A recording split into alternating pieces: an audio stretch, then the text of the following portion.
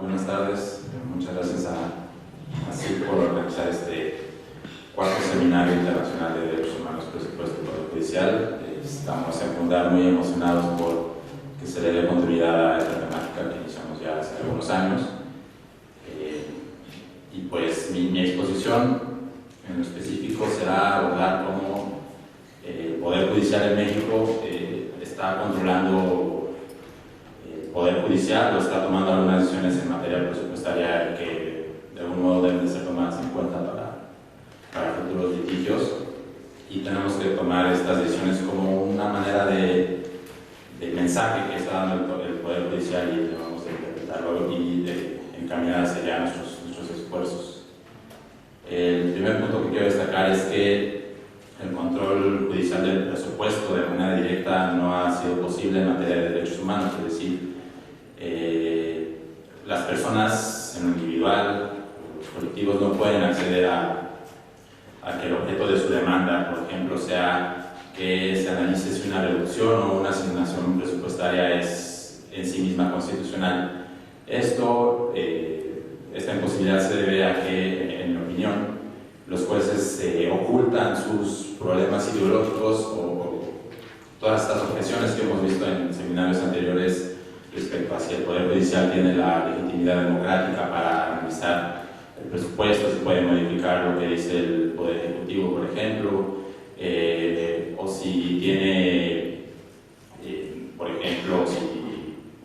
tiene la legitimidad democrática, en fin, si es un experto en materia económica, y estas objeciones que se han dado en el caso de México y en el caso específico del amparo, que es el medio de control constitucional que tienen a sus manos las personas. Los jueces alegan figuras procesales que tienen casi 200 años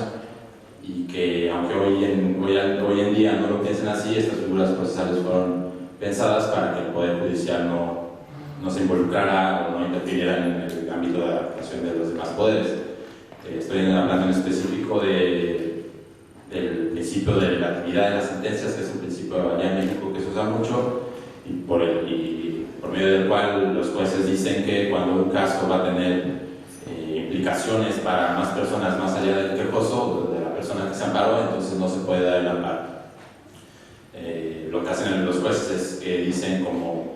el presupuesto es un acto que involucra dinero para muchas personas, no le puedo entrar al tema. O también otra objeción procesal que argumentan es que el presupuesto es anual y si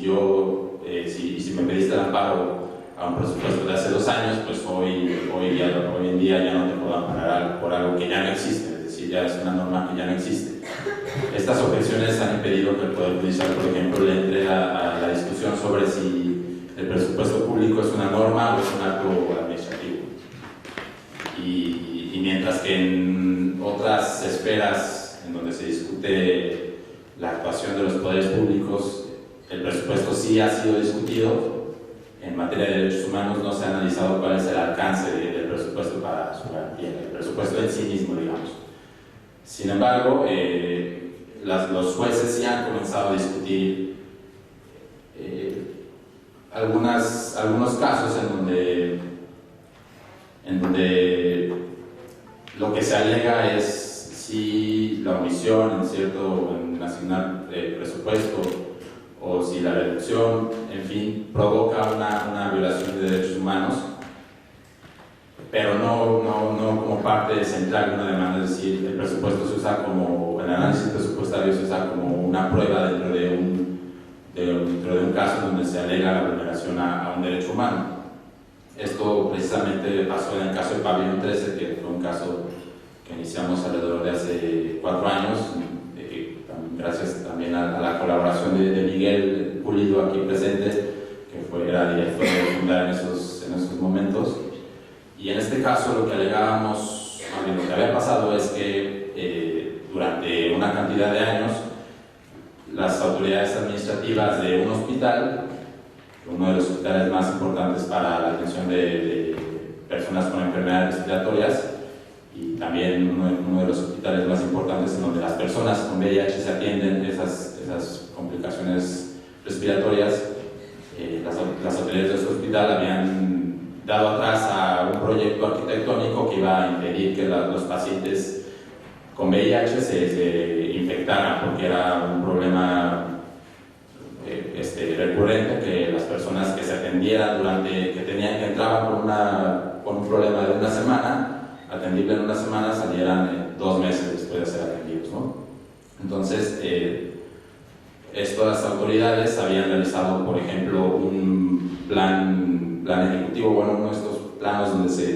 se demuestran las características físicas del hospital, los planos arquitectónicos, cuántas camas iba a haber, qué tipo de aire acondicionado, y se estaba justificando, digamos, la manera en que era posible garantizar que los pacientes ya no se enfermaran, ya no se contagiaran de otras complicaciones respiratorias. Sin embargo, y esto refleja un poco lo que pasa con la infraestructura en el país, o sea, las decisiones que tienen que ver con la infraestructura, de un día para el otro, todos estos trámites que había venido realizando la autoridad se quedaron sin efectos y simplemente ya no continuaron comprometiéndose con la construcción del hospital. Esto llamó la atención de un conjunto de pacientes con VIH dentro del hospital, y en colaboración con ellos interpusimos un amparo alegando que la omisión de construir este hospital, el pabellón 13, como le llamamos, violaba el derecho al acceso, el derecho a la salud. Una parte fundamental del amparo se basó en el presupuesto que había asignado y ejecutado el hospital para elaborar el proyecto ejecutivo, es decir, la obra. El hospital había dicho que se necesitaban un total de 300 millones de pesos, que es mucho para un hospital. Había accedido a una parte de este dinero y de un día para el otro el proyecto quedó suspendido.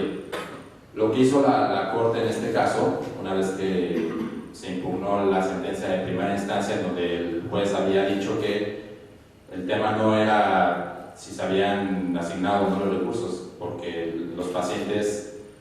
habían sido atendidos en el hospital. Para el juez no había caso en amparar los recursos porque sí tenían atención, entonces no había vulneración al derecho a la salud. Al final,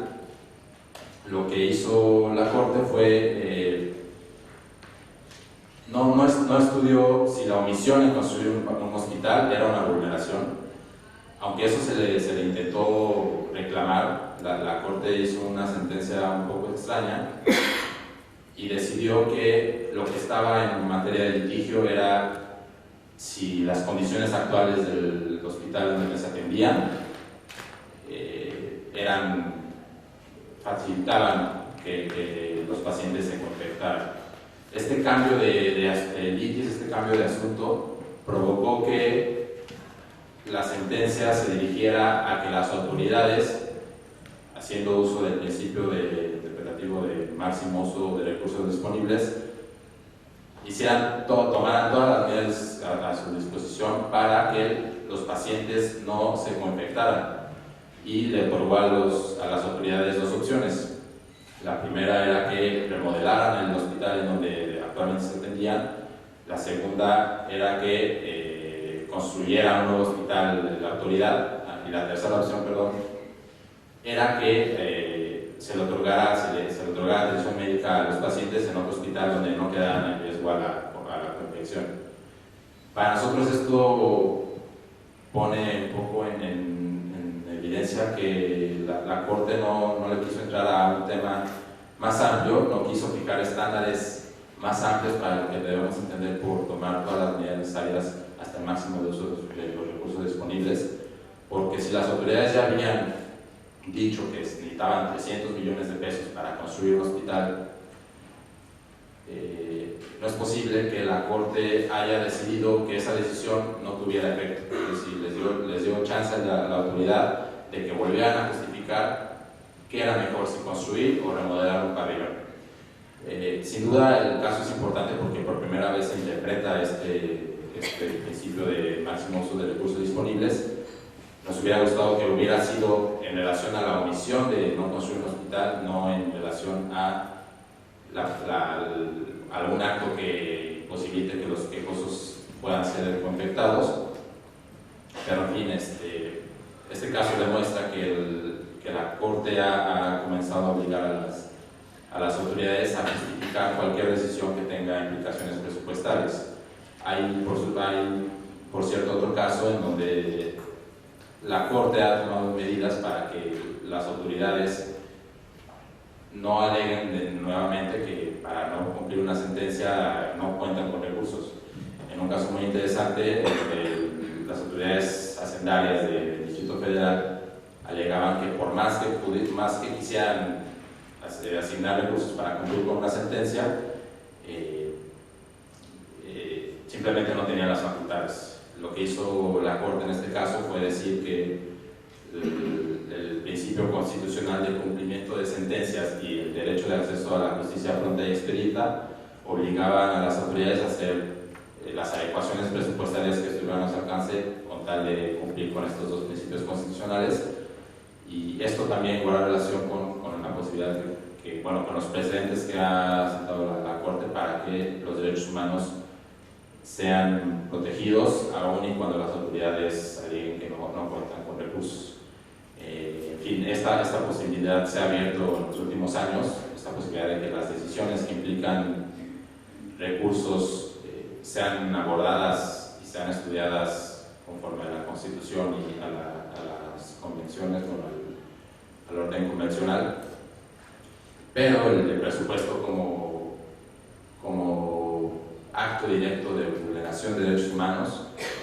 no ha sido posible por estas excusas procesales que de algún modo esconden la ideología de los jueces que no han querido entrarle a un tema por el miedo de fijar precedentes por el miedo de interferir con la esfera de los poderes políticos.